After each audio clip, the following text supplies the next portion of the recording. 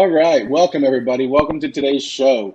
Today we have Zach from BioSafe Systems. Welcome, Zach. Hey, thanks, Paul. Good to see you, man. Likewise, likewise. It's always a pleasure talking to you. Chatting the industry up with you. There's always good conversations between us. But Zach is the cannabis specialist for BioSafe Systems. Is that correct? Yes, sir. National Cannabis Specialist. I was promoted in April and covered the entire country now. Beautiful, beautiful. That's why you're the man to talk to, and I'm so blessed and happy to be able to have this conversation here with you. Let's get into a little bit about who you are, kind of where you're from. Where did you grow up? So, born and raised in Colorado, I, was a good student in the classes that I liked, but the classes I didn't like, I didn't really pay attention to. And so, going to college on a scholarship really wasn't an option for me. Hmm. And so I was, kind of presented with, do I want to work at the local King Supers? Do I want to go to a rack? And I kind of opted for option C and got on a bus and went out to California and decided that, at a young age, I wanted to get into the cannabis industry. I knew that California had a medical program going on. Hmm. And so I wanted to be, involved in that and ended up moving into San Francisco and running a delivery service on Craigslist on Prop 215 SB 420. And the hustle in Cali was we had our day job, but everybody had their medical garden as well. And from California, I was able to kind of link with a group called Gardening Unlimited, who were a hydro store chain on the West Coast, and they were looking at opening a spot in Colorado, and I was very fortunate to be in the right place at the right time. They wanted to open a store in my hometown. And so I talked to the bosses, and I was like, "Yo, if there's anybody that's going to be a good fit for this position, it's me." And so I was able to run a store in Golden, Colorado, from the day that it opened to the day that it moved to Boulder. After that, I ended up working at Harley Davidson for a little while, painting bikes. Nice. From there, I got on with a place called American Clayworks and Supply. They are Colorado's oldest wholesale grower supplier. They've been around since 1893. Everybody, please keep them in your prayers. They had a hell of a fire earlier this week at their facility and are still trying to pick up the pieces, but they will come back. Their motto is grow and change, so they got to stick to it. But I'm confident that those guys are going to come out on top. But from American Clayworks, really through Instagram, I was able to get in contact with my boss at the time, Jeff Klein at BioSafe, and he brought me on to basically do turf and ornamental in the mountain region. And over the past 5 years, I've been able to showcase my skills, show BioSafe that cannabis is not just a flavor of the month crop. It is a very good thing for us to be involved in. And as of April, they decided that they should have someone like me in charge of the entire thing. And so just blessed, man. Right place, right time. Took the chances that I should have when I needed to, and now I'm here. I love it. I love it. Yeah, I remember, back in the day, like it was hard to find companies that were really geared towards or open about, the products being used in the cannabis space, right? So like when I started hearing, someone like BioSafe Systems come out with their own kind of, line clean out protocols that were posted on the website and other like documents and steps and how to's and how to implement the products in the cannabis space. I was like, this is the right way to go about it, right? It's just honest. Here's the steps. Like, there's no other bias involved. Like, the products work for the plant, period, right? So that's amazing. So it sounds like cannabis has been a part of your life growing up, and as you worked and went through different companies and different areas, and obviously you moved to California to be surrounded by the plant in one way or another. So that's something to applaud, right? That's a big move, a big step, but you gotta chase what you want to chase after, right? And here you And, are landed where you are. you're going to miss all the chances that you don't take. That Wayne Gretzky, Michael Scott quote, so to speak. But I owe everything to Mary, man. She has allowed me to become the man that I am today. Is even how I met my wife. So Wow. I owe everything to cannabis, and that's why I take my job as seriously as I do, because I want other people to have the benefits and the The How relief, else would right? you? Growing up for me, Exactly. like I've been an advocate since a teenager, right? I mean, since my late teen and 18 and on, I got my medical card when I was 18 years old. I've had it ever since, right? And I've always been the advocate for relief. I mean, because I've seen a lot of loved ones, other family members, suffering one way or another, and they went the traditional route, right? The traditional options, but they didn't always find the relief that they were looking for, right? There's always all these side effects with other pharmaceuticals and stuff. So I've always been an advocate. At the end they finally started being open to, yeah, I'll try it. Right? I was like, look, you've tried everything else, try this, and they would finally find relief, and that is something powerful, right? That's like something that keeps the fuel burning and our passion and desire for this thing, because we know how many people could be helped in one way or another by this plant. So doing our part to propagate this plant, to get this plant in as many places as possible, in the healthiest state as possible, the cleanest way as possible, we're just doing our part to help promote that. So, it's always good to be on the same level there. You hit the nail on the head, brother. Relief, whatever that looks like for the individual, Yeah, the ability to be able to choose your own course of treatment and utilize, holistics and homeopathy where pharma may have failed. I've seen firsthand what cannabis can do, and that's why I've dedicated my life to, trying to help people produce the most clean, ethical, best product they can. absolutely, absolutely. So what was, I mean, obviously you're an advocate for cannabis and you have been um, forever, essentially.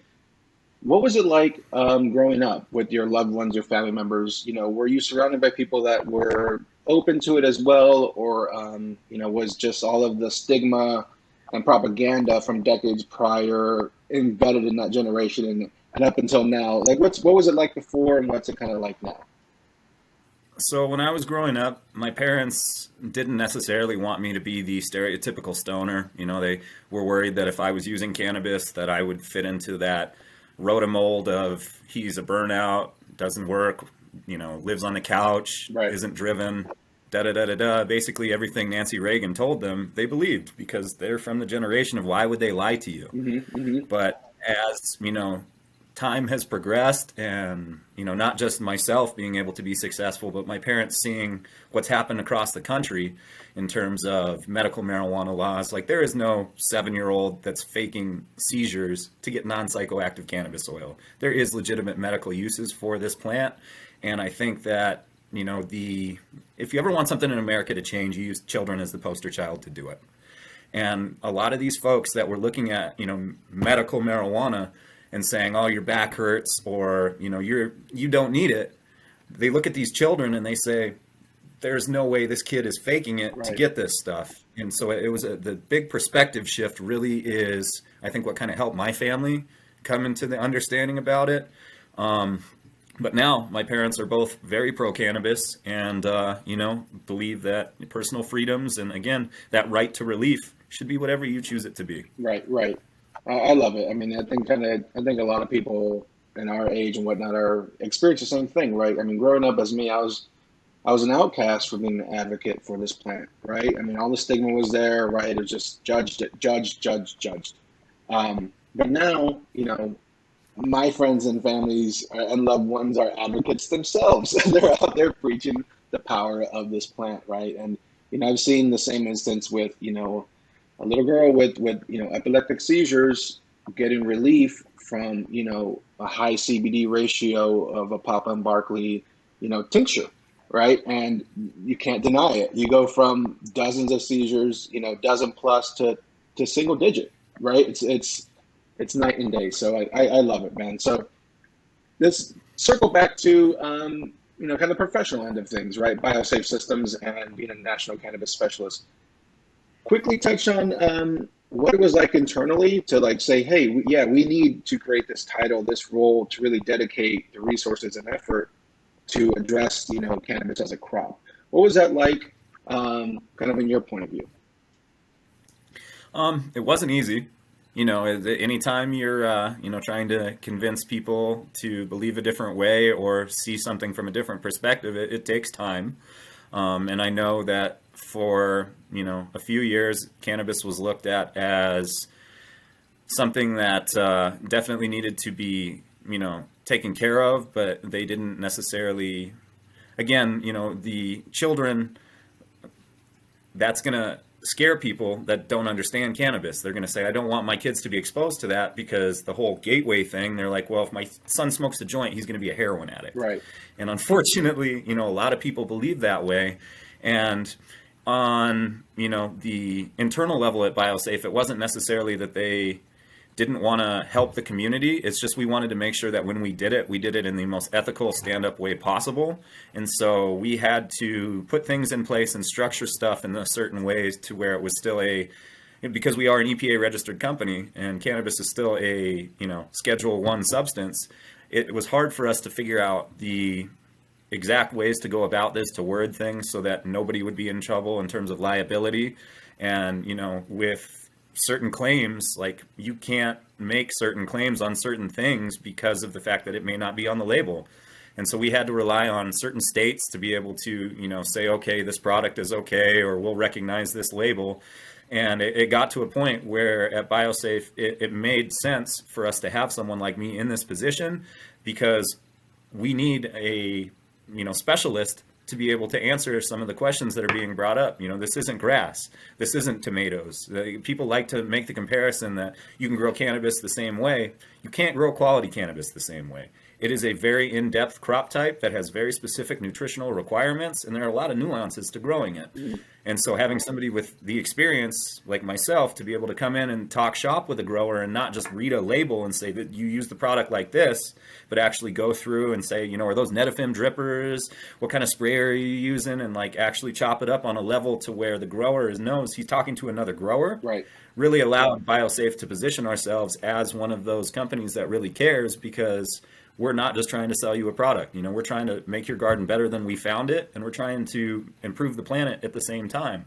So, having all these, things line up perfectly, it just took a little bit of time, but, blessed to be in the right spot at the right time and take that opportunity and, run with it, man. As far as I know, I am the only, national cannabis specialist for an EPA registered company. Yeah, man, if I was in your shoes, I'm sure I would have had my hand held up really high to pick me to be that guy, so it's I can't imagine that feeling, right? Because that's, like you said, it's a title that you're breaking boundaries, and as a whole, as a company, you're breaking boundaries, and you're doing it the right way, methodically, responsibly, ethically. You're still holding all your values through as you kind of charter uncharted territory, right? And put people like you in the lead to really scout and say, hey, yeah, this is a path, we gotta head down this direction. So, so maybe tell us a little story on when you're already in the groove and visiting farms and seeing BioSafe systems in use, where you really had a garden that you turned around, right? Where they were struggling, they were stressed, frustrated, the crop was on the line, failed crops, like all the issues the real issues that not everybody understands are a reality when it comes to cultivation on a commercial scale, where it's not, when you scale up that big, your problems could scale up that big just as fast as well. So maybe tell us a little story on when BioSafe kind of really came to the rescue. So I don't want to name names just because I don't want to throw anybody under the bus, but I have a grower that I've been working with now for about 4 years in the Tulsa area that when we first started talking, he didn't even know all the issues that he had. He initially had called me and was asking about utilizing our Azagard and Xeritol to mitigate some issues that he thought he was seeing in the canopy. And the further we went down the run, and down the line, turns out that he had waterborne pathogens going on, so that was the first thing he needed to correct. He did have some insect pressure. That's something that can be addressed relatively easily. But because we have that knowledge and experience at BioSafe to be able to look at plants and say, hey, have you considered this? Have you done this? We can help you troubleshoot stuff and, save you a lot of wasted time, because this gentleman was thinking that his issues were strictly external in terms of fungus and insects. And it was like, you need to treat your water because you're basically feeding your plants pathogens at that point. They're getting sick. These bugs are finding these sick plants, and then it's just compounding on one another. And, being able to allow him the ability to tackle those things in the right order means that he saved a bunch of money and he didn't lose a bunch of crops chasing his tail trying to eliminate this issue. I've been, I don't know how many gardens I've been in, Paul, but it's over hundreds. And, Easily, I'm sure. Being able to put eyes on plants really allows, myself to help a grower, because a lot of times the thing about IPM is that it doesn't matter until it matters. And then it matters a whole hell of a lot. People will throw everything they have at it, but they won't do anything on the front end. And so, preaching that proactive versus reactive is huge. Mm-hmm. And then allowing, growers to gain insight from your experience, so that the next time they're dealing with something, they're not just going to go with the first thing they read on a forum and say, oh, that's what it is. They're going to do a little bit of research and get more educated on the plant and, have that feather in their cap, so to speak, so that the next time an issue like that arises, they have an educated way of going about treating it instead of just throwing stuff at the wall and seeing what sticks, Yeah, absolutely. I mean, I think you hit it on the head with the proactive versus reactive. I mean, and how you said it doesn't matter until it really matters, right? Then it matters a whole lot. I'm sure I've chopped up the quote a little bit, but that's so true about IPM. Like the preventative stages are so critical. And like you said, most people just, ignore that, until they see something where you can't ignore, where it's so obvious. But at that stage, like we know, you're in the curative end of things and you're really chasing your tail at that point. And to get back to a preventative stage might be a little bit, right? So you're in the curative stage. You can't think about going back to a pure preventative until you fix the problem. And, how you said being on site, I agree with you. Being on site just adds another level of like where your expertise comes into place. So, because if you're a person that's really observant and you're looking at minor details throughout the room, you're looking at staff, you're looking at the tank, you touch, you feel, you smell, all of your other senses, and you're, combined with your experience being on site, just really helps, right? Really helps just put literally a new set of eyes on things. And you could see things that the growers just, as a human, just misses, right? Because it's part of the daily. You're focused on something else. You think you have the solution. You're not looking back, or you're not taking a step back and giving it a 360-degree kind of viewpoint, right? And analyzing what could happen. And you usually got to trace it back to the beginning, right? Your water source. Start there. Unfortunately, a majority of the times, there's issues there, but and they get chased too far along the line versus at the very, very, very beginning. So it's good to hear, BioSafe come to the rescue there. We want to make sure that we're giving you exactly what you need and nothing you don't, man. There's, a lot of other reps out there that, will say that their line is the only line to use and that they've got everything in it that you need. I like to refer to BioSafe as like a really good general contractor. We've got a handle on most things, but I do recommend some other companies' chemistries in certain scenarios so that the grower can be successful. To use that contractor adage, I'm not going to have my electrician put in a toilet. So you play to people's strengths and you make sure that, the products that you're using are complementary and that they will actually, give you the results that you're looking for. I don't want to knock any of the lesser chemistries out there, but a lot of these 25Bs that growers are using, the reason you've been using it for 6 months is because it doesn't work. If you still have an issue and you're using it as they specified, you got to rotate it up. And, the nice thing about our complementary chemistries is sometimes you can take, bits and pieces from other lines and enhance their efficacy by boosting, the ability that suffocant has by using the Azagard, so that, we can weaken the insects ahead of time so that chemistry is going to do its job better.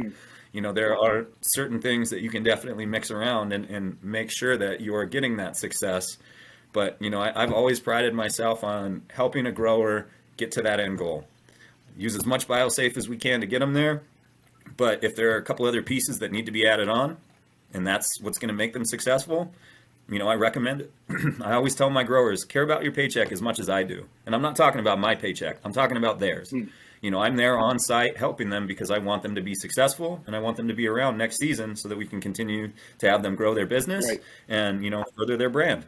Absolutely. Yeah, that's true. It's what a good way to look at it, right? Because you're protecting each other's investment, right? Your time that you're investing at the forefront now, like you want to make sure that stays around for a long time, right? To pay its dividends throughout the relationship as it builds, and you help each other achieve the goals that you're each trying to achieve, right?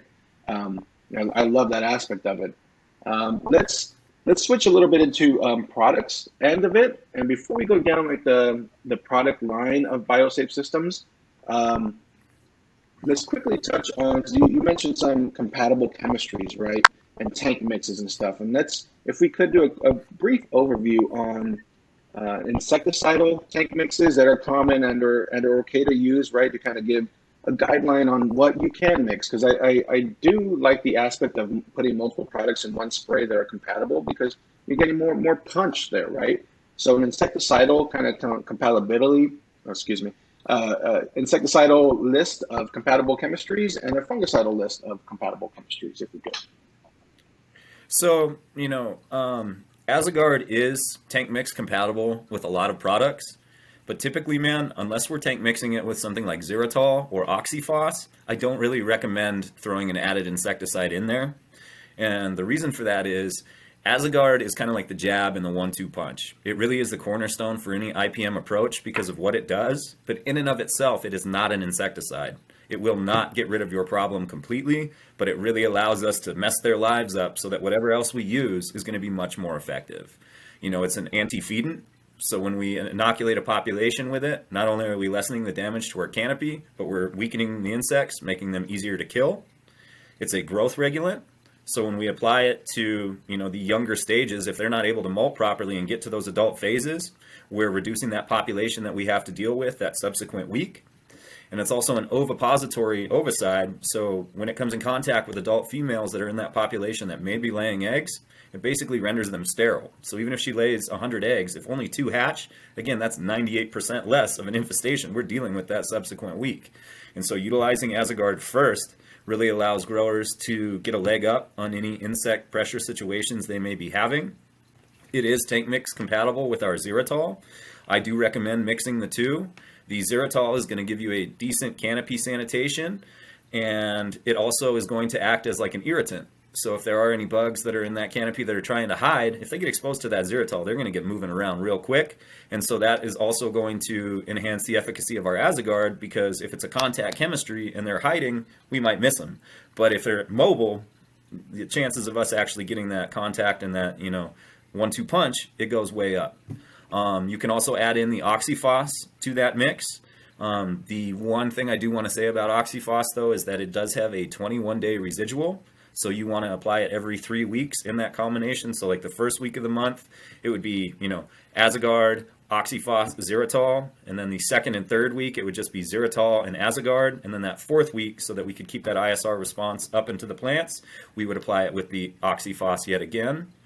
In terms of tank mix compatibility with xylitol for fungicides, I do have growers that will sometimes tank mix citric acid with xylitol, but be very careful because that can lower the pH to a level where you have to buffer it up. And PAA and potassium hydroxide really don't play well with one another in solution. So typically I say use xylitol and OxyFoss on their own. If you're going to use an inhibitor, such as like a citric acid or like a Bacillus subtilis or Acma faquacius or anything like that, do it within 24 hours of your xylitol application, because if we can sanitize the canopy and then inhibit, that bacillus or whatever you're putting down is going to have more healthy tissue to colonize on, and so your inhibition factor is going to go up because of the fact that they're adhering to healthy tissue, rather than if we were to just spray, a microbial on active growing mycelium. It might hamper that PM from spreading, but it's not going to completely get rid of it because it's competing at that point. If we can clean that slate ahead of time and then put it down, you're going to have much better efficacy from both products. I love it. Yeah, and I love your analogies too, right? The jab, right, and the punch. So that the Azagard being the jab, where you just got to keep it there, right? And that's keeping them stunted. That's keeping them at bay, keeping them at the right distance. And then you come in with your hook, whether that's your bigger knockdown products or whatever else you gotta implement at that point or rotate through.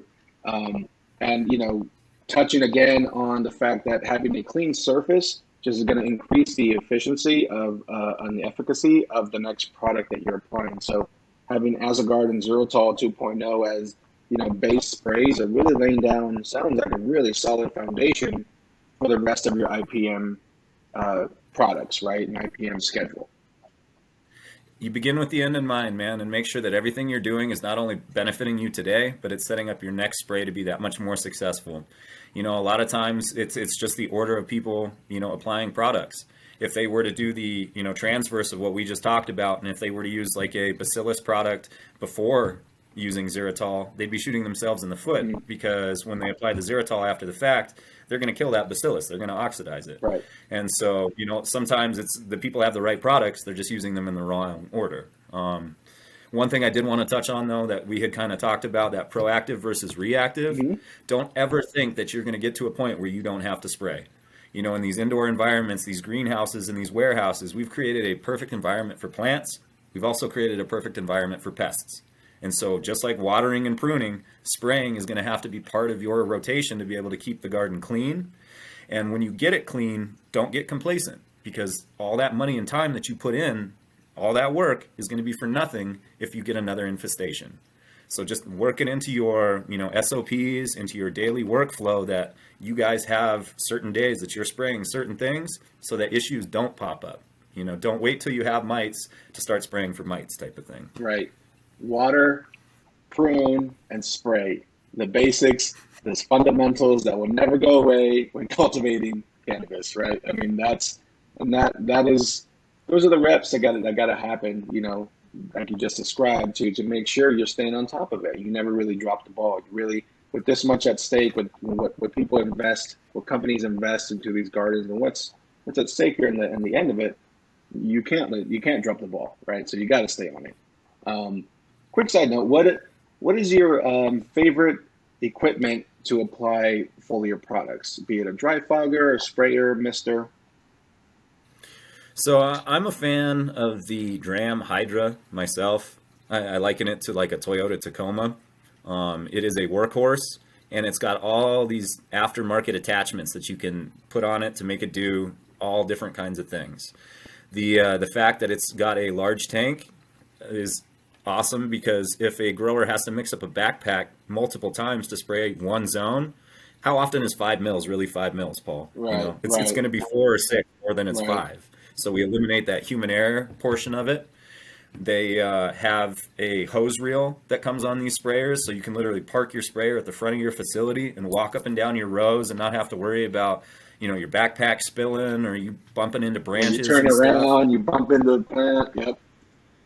Get that sticky card stuck to your head that's got fungus gnats all over it, or the hairy arms or something. You know, yeah. But basically, I'm a fan of anything that's really going to put out like a medium to coarse level spray. That's going to give us the best results in this crop type. Sometimes, you know, adjuvants and surfactants can benefit the chemistry, but that medium to coarse spray level is really going to allow us to, you know, tackle any of the challenges that would arise in a garden, from being able to apply oils correctly to, you know, getting something like the BioSeries to germinate properly, because there's enough moisture for it to do so. So, you know, there are foggers and electrostatic sprayers that will fit into certain niches in gardening, but some of those specialized pieces of equipment are limited into, you know, what you can put out of them. And, you know, for instance, a thermofogger, you know, those foggers that get hot, you can't run PAA, H2O2, or biologicals through them because they'll get cooked. Cold foggers, you can't run oils or soaps because the micron size is so small that you'll actually clog your stoma. And so, you know, for disinfection, for traditional chemistries, some of those are awesome tools. But for like a one-size-fits-all, that Dram Hydra, or, you know, something that's got that medium to coarse spray pattern, really is going to be awesome. Another really good brand is Sebring. The nice thing about the Sebring sprayers is that they have stainless components throughout the entire thing. There is no brass, so you don't have to worry about corrosion the same way you would with some of the other units. Wow, yeah, I hope you know, a lot of people just understood the real importance of the right tool with the right chemistry, right? Because they're not interchangeable. So maybe you have to have, you know, both pieces of equipment so you can really cover yourself as whole as you'd like to. But at least I hope that most people really understood or really caught the big importance of using the right chemistry with the right tool. So, sorry. it's don't pound in a screw with a hammer, man. You know, like just because it works doesn't mean it's the right way to do it. Zach with the analogies, man, killing it. I love it, man. It's like you got a whole bucket full. You just reach it in and just scooping them out, man. I love it. Um, so we touched on Azagard, which is your anti-feedant type of product, right? And we touched on Yes, sir. Xeritol 2.0, which is the foundation of the fungicide protectant and of things. Let's go down the line of the rest of the products that growers should really be considering. So we have an awesome tool for anybody that's dealing with soft-bodied insects. I'm sure you're familiar, Paul, with Bavaria basiana, Mm-hmm. but for anybody that's not familiar with Bavaria, it's a soil-borne entomopathogenic fungus that infects insects through touch. And what happens is the insect, once the contact has occurred, it starts to get a hyphae, just like powdery mildew puts a hyphae in a plant. Bavaria puts a hyphae into the carapace of this insect, and it starts to create this stuff called Bavaria toxin. And what happens is the Bavaria toxin propagates in the insect. They turn into this white, fluffy carapace. It basically almost looks like a mummy. That's how you know the Bavaria is working. But it's very effective against things like root aphids, canopy aphids, thrips, fungus gnats, white flies, any soft-bodied insects that could be encountered. Bavaria works very, very well for. Typically, we recommend using Azagard 2 to 3 days before a Bavaria application. Bavaria is tank mixable with some other myco-insecticides on the market. I do have growers that will tank mix BioSeries with like the PFR 97 from Certus or like the No Fly. Mm-hmm. It is one of those chemistries that, as long as you're not mixing it with a sterilant, is very effective. And you actually can get some secondary inoculation with the Bavaria. When you see those little white fluffy insects, that's the Bavaria basically sporulating a second time. And while it is not as effective as a secondary spray, having them present in the environment, does increase the likelihood of other insects coming in contact with it, especially if you have anything in there that's a cannibalistic style species. If they eat their dead that are infected, they're going to get infected too. Real quick, Um, could you define hyphae? so hyphae, it's and here's another analogy, but it's basically the root of a fungal spore. Okay. If we think of it almost like a dandelion, and I'm sorry to jump over to powdery mildew, but I use this analogy a Yeah. lot. When powdery mildew adheres to a leaf, it puts the hyphae down into that cellular tissue like a root, Hmm. and then that's how the powdery mildew is basically able to sustain itself and take nutrients away from the plant because it's in that cellular tissue.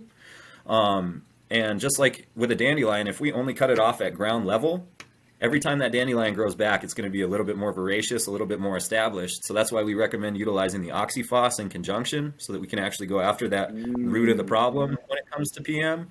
But with the Bavaria, it basically does the same thing. It puts that root into the carapace of the insect. It's able to sustain itself through that insect's metabolism, and then it basically grows outward, sporulates, and tries to, perpetuate the infection via touch and proximity. Love it. Love it. Some really cool things about our Bavaria compared to some of the other ones that are out there, man. Our spore is much larger than the competitor product, so a bigger spore increases the likelihood of us coming in contact with an insect. Hmm. We don't use petroleum in our formulation. Our competitor does.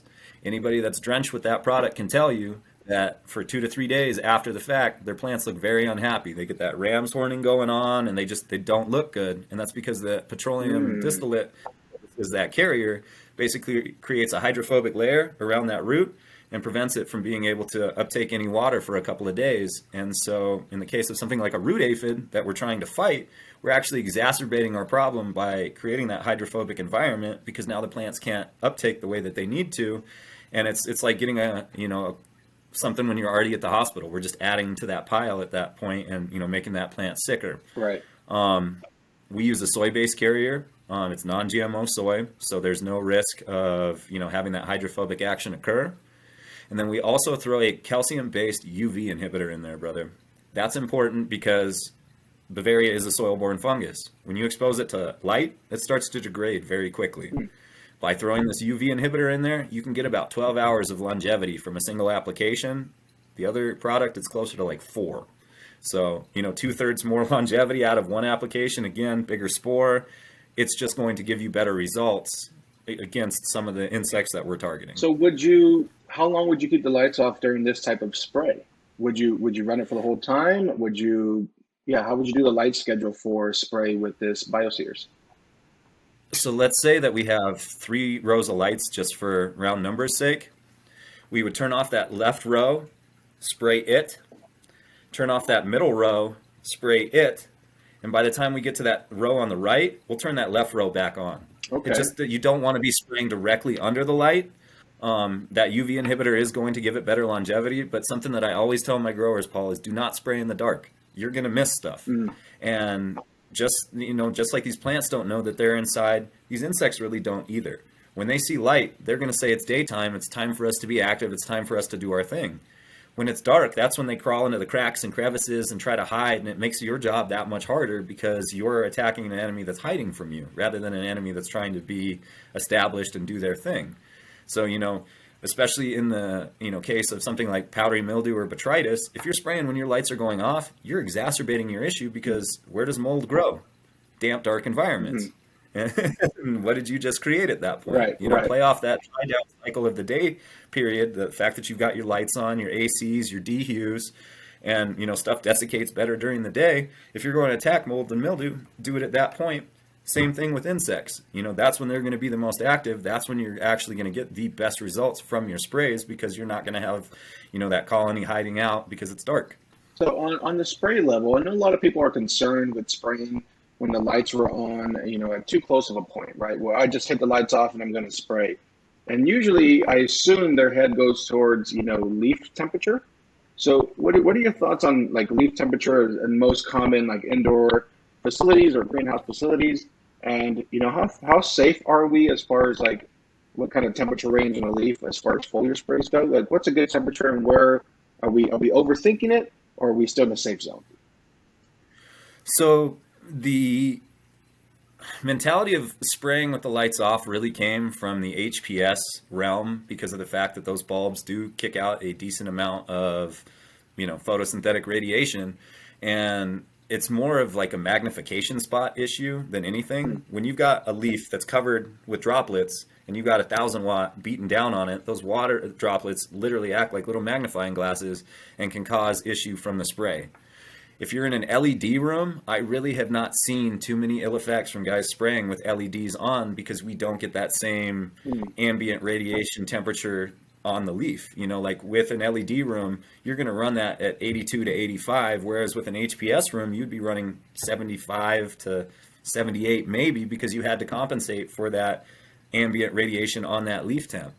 And so it all depends on the situation, Paul, but if they're in an LED room, I think they're probably just fine. If they're in an HPS room, if they wanted to give it 15 minutes, when they finish that row before they clicked it back on, I would say that's sufficient. Yeah, so assuming that your leaf temperature hangs out in the mid 80s to low 90s or something, right? And my thought is only assuming that like if you have like really cold water where your degree difference is like 25, 30 degree difference in, temperature, I assume that'd be like, all right, well, it's like anything else, opposites will create some sort of reaction. So that's kind of my thought in theory.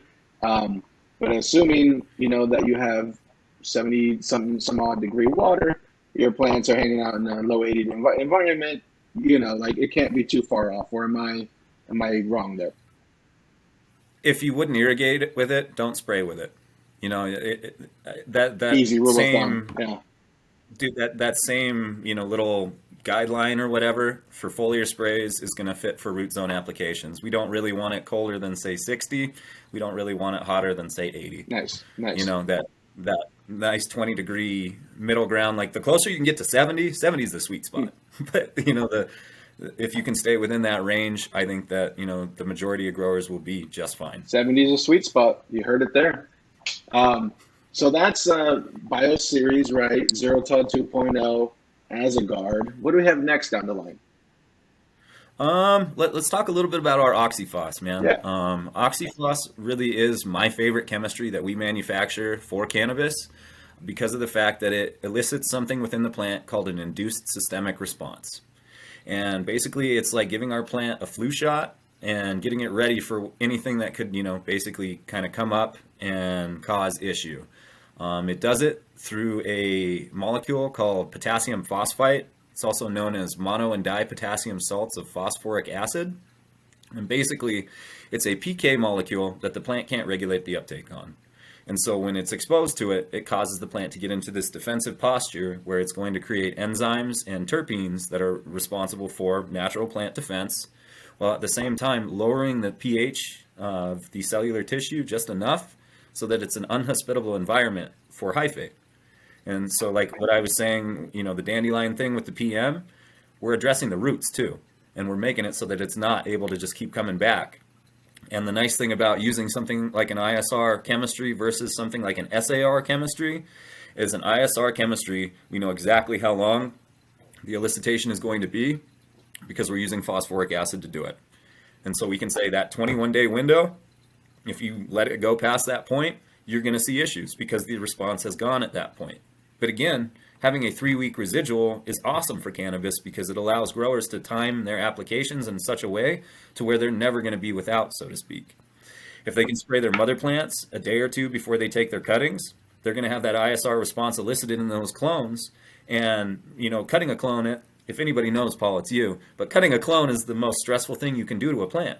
And so rather than stress it out after the fact when it goes in a dome, do it to the mom so it imparts that resistance into all the shoots. And then those clones that you cut are going to have those same resistance for that 21-day period. So, you're going to see much less incidence of dampening off and just, different pathogens that attack cuts.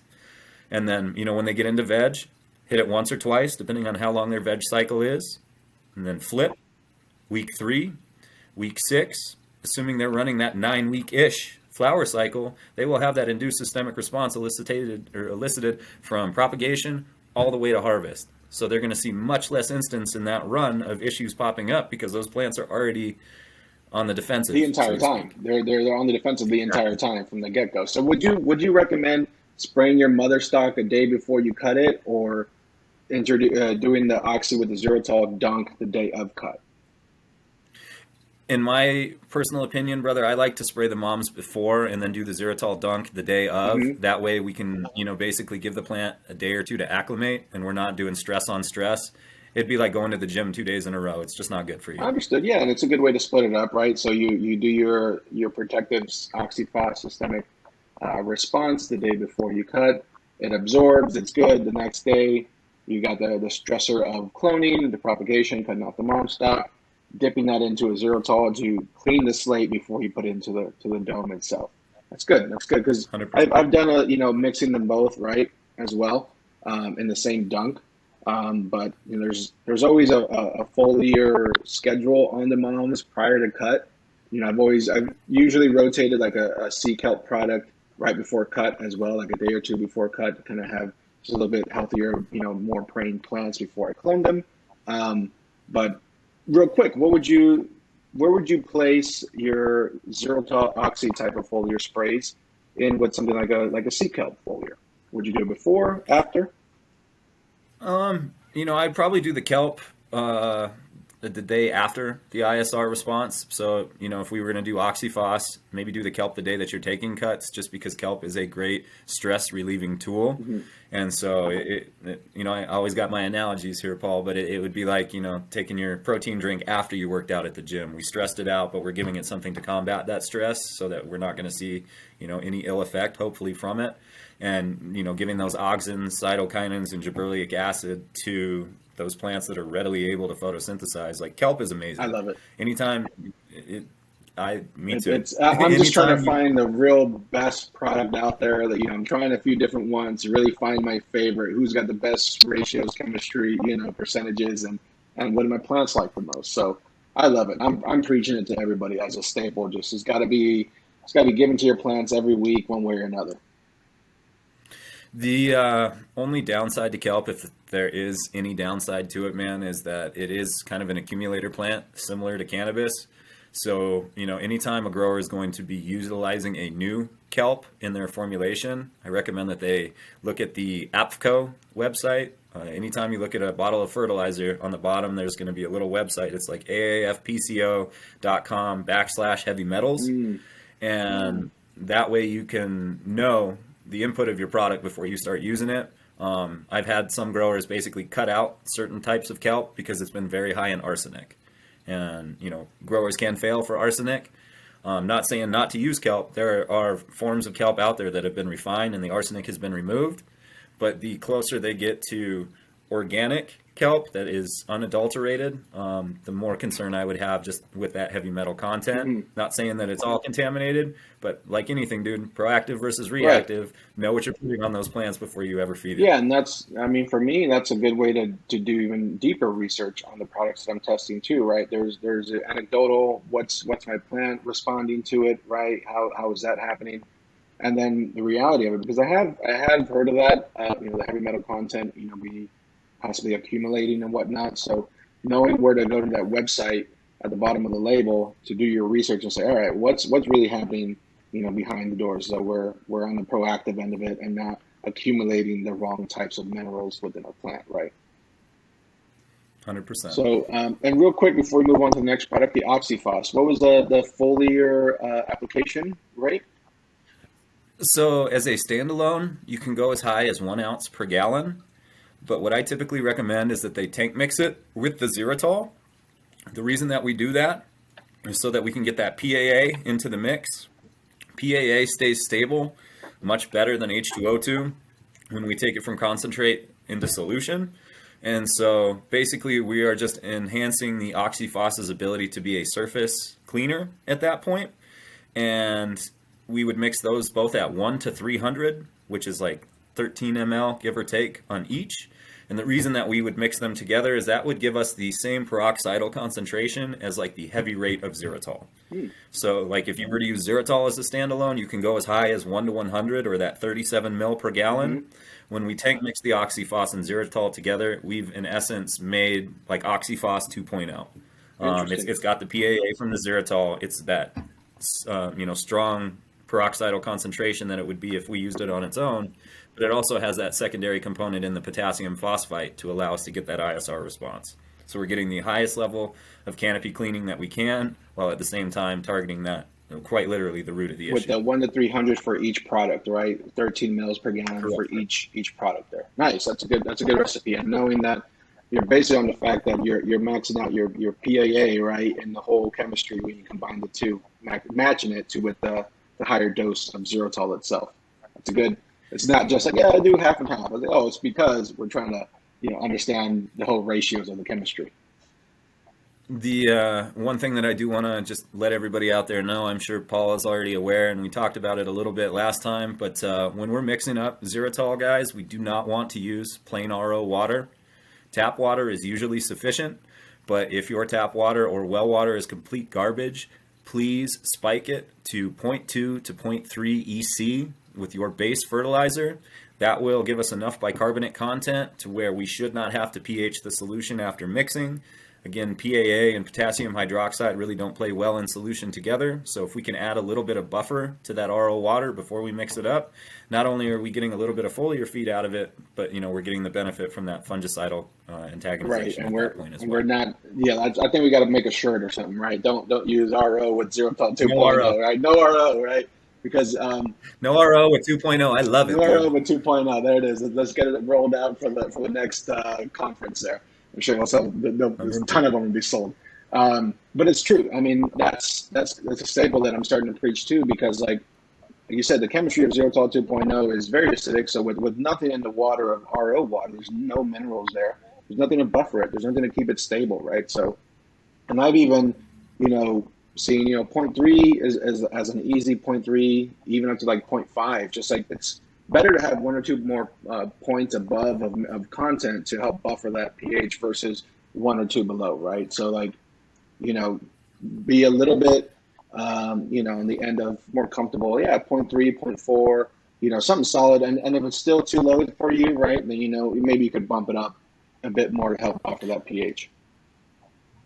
The other thing I do want to just kind of add on, when we are adding fertilizer to it, it needs to be synthetic or salt-based. If we mix organics into the mix, that will degrade the xylitol. So we want to make sure that the bicarbonate content that we're putting in there is chelated nutrition. We don't want to be buffering with, something like fish meal or molasses or tea, because xylitol is strong, but there'll be no xylitol. You just made expensive water. Yeah, nice.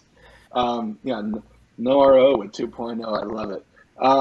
So let's move on down the product line. I think I want to touch on one of my favorite products. I know there's a version 2.0 of this product that's been rolled out as well, which is the TerraGrow. TerraGrow as a root inoculant, right? And I preach TerraGrow because it's a complete root inoculant. It has all your microbes and it has all the food to feed it, and it's a complete product, right? So there's some products out there that are just individual microbes or a little recipe of a handful of different microbes, but you gotta supplement everything else that your root zone needs to really keep a really charged, live, active, microbe-rich root zone. So yeah, let's touch base on TerraGrow. So we've got two formulations of TerraGrow. They both have the exact same bacterial gram in them in terms of species. But our TerraGrow WP is going to have a humate content to it. Our TerraGrow liquid has a fulvic content to it. The reason we have developed a liquid in addition to our wettable powder is a lot of our growers use injection systems, and the WP, because it contained humates and molasses, did not stay in solution very well. Typically, growers had to mix up what they were going to use that day and could not leave a stock tank sitting around or it would get rather funky. With the liquid formulation, it's going to stay stable for a longer period and does not have the molasses or humate content. We have a different food source in there, and we replace the humate with fulvic, which runs a lot cleaner.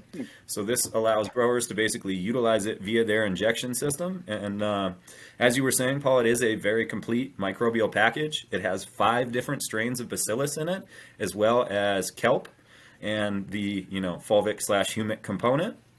3 of those bacillus are known to be dominant microbes in a rhizosphere and can outcompete undesirable microbes and give you optimal root zone health. The Lycoformis and Maggitarium that are also in there are known nitrate reducers and phosphate fixers. So when we couple those in addition with that humic acid component, we can ensure that we are utilizing all of our base nutrition at that point, making sure there's nothing that's unavailable or getting locked out. Those microbes are going to ensure that everything that we put in, we're being able to utilize. And, basically, for anybody that's going to be growing in a container garden, TerraGrow is an awesome option for you because of the fact that it will tolerate a higher salt environment and will live in symbiosis with the plant regardless of the presence of organics. There are some other microbes out there that when organics aren't present, they really don't do that well. That those microbes are suited very well for raised beds or field growing, but if you're in a container that you're going to use for 15 weeks tops, throwing biology in there that takes weeks to establish itself and actually live off of that soil isn't always the best approach. The bacillus is quick acting and it is able to colonize all different kinds of plants and provide us numerous benefits. It just makes sense, especially when you look at some of the input costs of some of the other products. TerraGrow is much more affordable. And, we were talking about tank mix compatibility. If growers wanted to utilize other microbes or compost teas, TerraGrow can be a very complementary product for that approach and, allow a grower to possibly cut costs on some of the more expensive microbial inoculants while still being able to, re-inoculate their rhizosphere on like a biweekly interval. And when I say biweekly, I've been questioned on this a few times. I mean every other week, not twice a week. Yeah, I always have to reassure myself with the bi-weeklies, bi-monthlies. I was it's like that. Is it A or B? Is it what, left or right? I always have to, make sure I'm saying the right thing there. But so the TerraGrow, the wettable powder, what's a good dosage rate for common, container grows, right? That are just to kind of keep it on that bi-weekly schedule. So there's 2 different ways that we like to see it applied. The first is a slurry dunk when we do a transplant, and the reason that we do the slurry dunk is to establish those populations of bacillus out the gate and give you a very healthy amount of microbes that are there and going to make contact and colonize. We typically recommend that you use 3 ounces per 10 gallons for the transplant slurry. So anytime we're up potting, going from clone into a 1 gallon into a 5 or what have you, we want to do that. Dunk the whole thing, man. Get it submerged so that bacillus has a chance to adhere to all of that space, and we can ensure that that entire pot size is going to be an active colony moving forward. At that point, depending on your media, you would want to run 0.5 gram to 1 gram per gallon every other week. The higher cation exchange capability of your media, i.e. the closer you are to actual soil, the higher rate you want to use. If we're in something like rock wool or even cocoa to a certain degree, you can get away with that 0.5 gram per gallon Okay. because of the fact that they are going to be able to exist a little easier. That 1 gram per gallon is just because something like soil, it's going to be a little bit more compact. There's more carbon that can be sequestered. It's just a bigger environment in terms of where those microbes could actually go. So we just use a little bit more in that environment to ensure proper colonization. So maybe could you give me a different dosage ratio instead of saying 1 gram or 0.5 gram per gallon? And what does that end up usually being for like a 50-gallon or 100-gallon tank? How many tablespoons or ounces does that end up being for like 100 gallons? So 100 gallons typically in large scale, anytime somebody says an acre, like if they say it's a pint per acre or what have you, that's typically 100 gallons.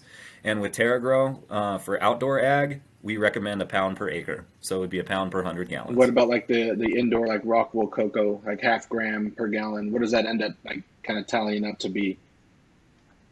Well, if it was, say like a 50 gallon tank, it'd be 25 grams. Okay. And is that like a tablespoon, like or ounce or something? You actually need to get like a dry scale, Ah, brother, okay, to weigh okay. it out. So it needs to be weighed out Uh, in that sense. Gotcha, gotcha. correct. Okay, because like usually I'm doing, either, a tablespoon or, 2 tablespoons equals X amount kind of a deal. But if it's better to weigh it when you're doing the indoor applications with hydro, with rock wool or cocoa, that's a good tip right there to weigh it out 0.5 gram per gallon. That sounds a lot more precise than a rounded tablespoon or a teaspoon per X amount or something like that. So that's a good tidbit on how to get the most out of your TerraGrow on most indoor situations. Um, so what about the TerraGrow liquid? That sounds like something that could stay as a staple in line with all your other nutrients in your dosatron kind of lineup. Is that right?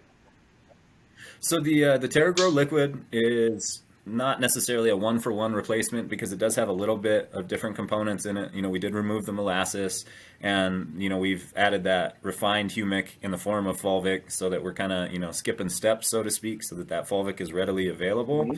Hmm. For a grower that is wanting to utilize it in a similar fashion, it would be 5 mils in a 10-gallon to be able to do your transplant slurry. And then on the low end, it's 1 mil per gallon. On the high end, it's 1.5 mils per gallon. So very, very small dilution rates to be able to establish the Yeah. colonies. And it's super water soluble, man. When you mix up the liquid and you stir it, you can't even tell that you've added it. Wow, I love it. Yeah, I mean, because like I said, I love TerraGrow, and like it's just a little bit thicker, right? When you're running it through, so you usually got to flush the lines afterwards and stuff. So you know, I was super stoked to hear that you guys came out with this new formulation to really address, some of the feedback that was coming back from the community. So that's super awesome to hear. Um, The thing that really excites me about the new formulation, Paul, is that we actually have foliar that was applications my on the question. label. Yes. And anybody that knows anything about bacillus knows that Subtilis, Ocmophaquacius, and Pamillus are dominant microbes in a canopy. So having the ability to do a xeritol spray and then follow up with a TerraGrow spray can ensure that that canopy is going to be as healthy as it Hmm. can for that longevity of that Is microbe. is there kelp in the liquid formulation as well? Yes, sir, there is. Nice, nice. Okay, I'm gonna have to get my hands on some and do some foliar sprays with that. Is it the same ratio of 1 mil per gallon as well? Yes, sir. I love it. That concentration, that it's so important, right? Because most companies, or there's a lot of products out there that want you to do, half an ounce, 2 ounces per gallon for a foliar spray. It's like, dude, that's a lot of product. So hearing a mil per gallon, it's like music to my ears. And, a lot of those companies, I, the nice thing about BioSafe, man, is that we've always tried to give growers exactly what they need and nothing they don't. A lot of those nutrient companies will, when they do a test, they'll set up 100 plants. The first plant gets 1 mil, the second plant gets 2 mils, and they'll go on down the line. Mm. And they don't necessarily recommend, that 10 mil, dilution rate, because they'll say, well, it didn't kill it at 20. So we'll tell them to use 20. Right. Interesting. And well, You know, if If their business is selling water, they want you to buy as much as you can. Yeah, understood. Yeah, everybody's got their own, intentions, right, behind what they recommend or do, So hearing just more of an unbiased and like you said, listen to the feedback of the growers, where, like you said, you give them everything that they need, but nothing that they don't need. So that 1 mil per gallon, I love it. I love it. Um, DM me your address, dude, and I've got a gallon I'll send you. Love it. I'll get it out tomorrow. Appreciate you. I'll get that to you. Um, so let's talk about access to BioSafe systems. I got people that are in other countries that are, part of the Clone Coach team that are asking me, hey, you're really recommending these products. I can't get my hands on it, or where do I get my hands on it? They're in South America, they're in Europe, they're all over the world, really. So just paint a broad picture on access to BioSafe systems, throughout the world. So BioSafe is going to be readily available throughout North America. We've got distributors in Canada as well as Mexico. The Caribbean is kind of hard because each one of those islands is a different nation and they all kind of have different rules and regulations. So getting our stuff directly there has been a little bit of a challenge, but we do work with a group out of I want to say Neosho, Missouri.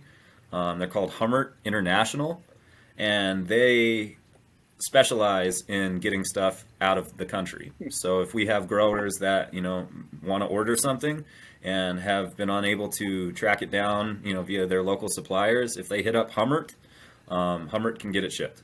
I've had people from different countries say that Hummert has gotten it done for them. I know it's gotten to Jamaica, and I know it's gotten to Colombia via Hummert. Nice. So are there other distributors in other countries like other places like South America, Europe, or anything like that? Or is it North America is really the hub, and there's certain North America. For now, North America really is the hub. They'll have to order it from somebody here, but at least they can get it to their country at that point. Right. And like, would you mind mentioning that company that really helps out with that aspect of getting it to the different countries again? Again, guys, they're called Hummert, Hummert International, out of Neosho, Missouri. And I would say make your shopping trip worth it, right? Load up as much BioSafe as you can to make that shipment worth it. Definitely, you hit the nail on the head right there, Paul. Our chemistries, unfortunately, are oxidizers, which means that they incur a hazardous materials charge when they are shipped. That hazardous materials charge is a flat fee. If you buy one jug or if you buy a pallet, they charge you the exact same amount. So if you have the ability to forecast and say, we're going to go through 10 jugs in a year, buy your 10 jugs and pay one fee instead of paying an extra $1,350 because you ordered them separately. Like, if you can warehouse it, do it. Yeah, solid point there. Way to save a buck and make your logistics end of it all sound a lot easier, right? I mean, I'd rather have one delivery international than multiple. 100%. So what's kind of coming up next for BioSafe Systems? What's on the calendar here in the near future? Well, we're going to be at MJ BizCon, the whole cannabis-centric team. So Max, our California rep, Gretchen, our Pacific Northwest rep, and then Eric Smith, the leader of the Hort team, and myself are going to be at the booth. We're going to be there the whole time. We've got some cool stuff we want to, talk to you guys about at the show. New developments that, are going to bring growers some solutions that they didn't know they needed, but we'll definitely be on board with. And, other than that, just continuing to innovate and help wherever we can. We're the guys on the streets. We make sure that we're, going to grows and helping people however they can. And, we want to make sure that BioSafe isn't just a product that they use. We almost like to preach that it's like a lifestyle, It allows you to, like what you were saying a couple of days ago, man, if your garden's in shambles, the rest of your life isn't doing too good. If you can keep a clean garden, everything else kind of falls into place. Yeah, absolutely. And so for anybody that's not on the BioSafe team, get on the team, right? I hope you gain so much from just listening to Zach on his insider viewpoints on the chemistry that's so important in our cultivation of cannabis here, especially commercially, and especially as the industry keeps maturing, year after year. So BioSafe Systems has been around for decades, producing solid chemistry sustainably, and it sounds like they're gonna be around for a long time. So join the team that's gonna be here, have your back as you grow and as we keep propagating this plant throughout the world. So, Zach, I appreciate you so much, man. I appreciate the knowledge. I know this is going to help a lot of people. Just help get a better established, understanding on the right chemistry to implement in their garden and to grow the healthiest plants that they can, right? So, Zach, I appreciate you, man. This has been great. If anybody wants to reach out to you, where's a good place to come in contact with you? They can hit me up on Instagram. I'm on there a lot. It's Zach the Grow Guy _ BioSafe. Zach is spelled just ZAC. Or they can, give me a call. My number is 303-518-5105. I'd be more than happy to, talk shop with anybody that's interested in what's going on. And, if they want me to come see the garden, let me know and we'll get it scheduled. I love it. I love it. Well, that'll do it for today's show. I hope you guys learned a lot from Zach with BioSafe Systems, the National Cannabis Specialist for BioSafe Systems. So if you're trying to grow healthy plants in your garden, this is the man to speak to. So, I think that'll wrap us up for today. And, thank you, Zach. We'll be hopefully seeing each other soon at the MJ BizCon. Thank you, Paul. You're the man, brother.